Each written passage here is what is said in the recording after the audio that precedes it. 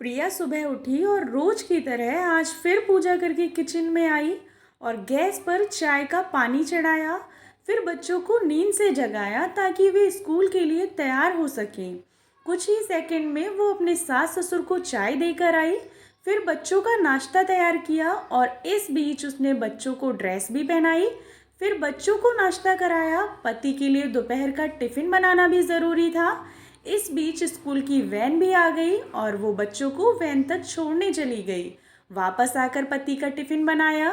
पीछे से आवाज़ आई कि मेरे कपड़े निकाल दो। पति को ऑफिस जाने के लिए कपड़े निकाल कर दिए।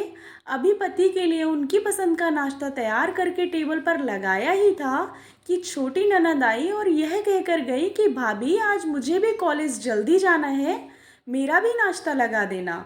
तभी देवर की आवाज़ आई कि भाभी नाश्ता तैयार हो गया क्या? हाँ, अभी लीजिए नाश्ता तैयार है। पति और देवर ने नाश्ता किया और अखबार पढ़कर अपने अपने काम पर निकल गए। फिर सास ससुर के लिए उनका परहेज का नाश्ता तैयार करने लगी। दोनों को नाश्ता कराने के बाद फिर बर्तन इकट्ठे किए और उनको भी किचन में लाकर रखे ही थे कि सफाई वाली भी आ गई। उसने बर्तन का काम सफाई वाली को सौंप कर खुद बेड की चादरें वगैरह इकट्ठा करने पहुंच गई और फिर सफाई वाली के साथ मिलकर सफाई में जुट गई। अब तक 11 बज चुके थे। अभी वो पूरी तरह काम समेट भी नहीं पाई थी कि कॉल बेल बजी। दरवाज़ा खोला तो सामने बड़ी ननद और उसके पति व बच्चे सामने खड़े थे। उसने खुशी खुशी सभी को आदर के साथ घर में बुलाया और उनसे बातें करते करते उनके आने से हुई खुशी का इजहार करती रही। ननद की फरमाइश के मुताबिक नाश्ता तैयार करने के बाद अभी वो ननद के पास बैठी ही थी कि सास की आवाज़ आई कि बहू खाने का क्या प्रोग्राम है। उसने घड़ी पर नज़र डाली तो 12 बज रहे थे। उसकी फिक्र बढ़ गई। वो जल्दी से फ्रिज की तरफ बढ़ी और सब्जी निकाली और फिर से दोपहर के खाने की तैयारी में जुट गई।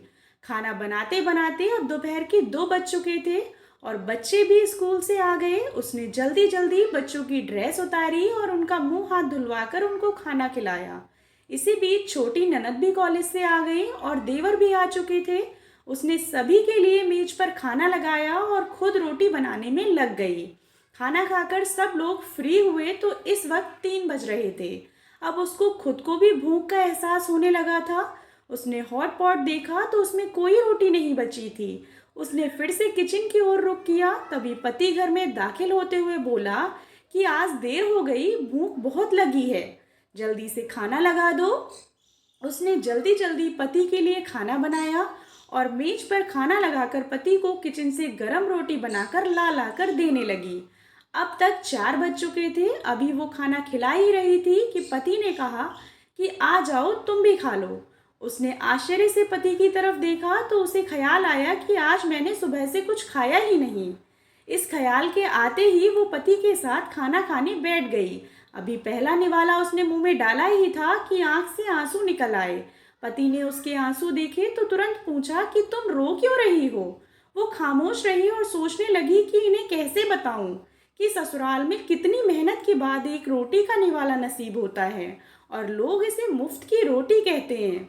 पति के बार बार पूछने पर उसने सिर्फ इतना कहा कि कुछ नहीं, बस ऐसे ही आंसू आ गए। पति मुस्कुराया और बोला कि तुम औरतें भी बड़ी बेवकूफ़ होती हो, बिना वजह रोना शुरू कर देती हो। दोस्तों, महिलाएं घर में सबका ध्यान रखने की वजह से अपने आप पर ध्यान नहीं दे पाती, इसलिए हमारा भी कर्तव्य है कि हमें उनका ध्यान रखना चाहिए। आशा करती हूँ आपको कहानी पसंद आई होगी। कहानी पसंद आई हो तो चैनल को सब्सक्राइब करें और कहानी को लाइक एंड शेयर करें। कहानी सुनने के लिए आप लोगों का बहुत बहुत धन्यवाद।